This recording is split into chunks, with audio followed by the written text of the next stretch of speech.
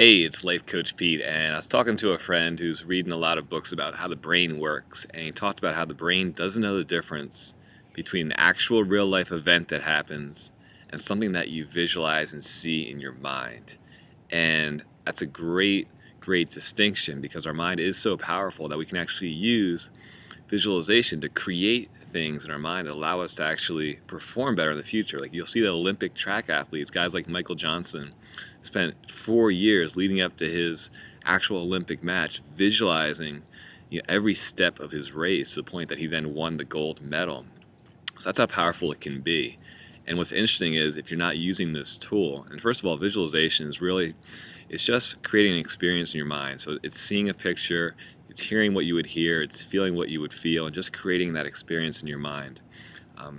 It takes practice sometimes. Some of you will be great at it at first, some of you might take a little bit of practice.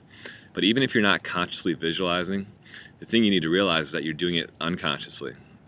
So for example, you might be dreading giving a speech at work, and you might be spending time after time after time going over in your head, what if this fails? What if I bomb? What if I do a terrible job? To the point that you keep seeing and experiencing yourself doing a terrible job. And again, the mind does not know the difference. So the mind actually feels like you're giving a terrible job. So by the time you give the speech, you've already rehearsed doing it poorly, say 50 times. So when you actually do it, you're already at a disadvantage.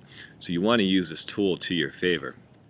I'm training for a marathon in a few months, and I'm already using this visualization technique to see myself running the race, to see it being easy for myself, and to see myself crossing the finish line in the time that I want to cross it. I went to a conference, a freedom conference at a church this past weekend, where they actually had us visualize Jesus Christ and the Holy Spirit being next to you, being close to you, because sometimes people view him being so far away, whereas you can actually experience and feel his presence close to you and him being with you. So there's a lot of really productive and useful ways you can use this visualization exercise, and I encourage you to be doing that for the things that you want to have in your life and the things that are important to you in your life, and use this as a tool to your advantage rather than something that's working behind the scenes, possibly against you.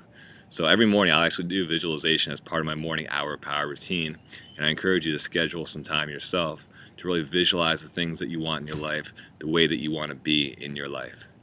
Make it an amazing day, and I'll talk to you soon.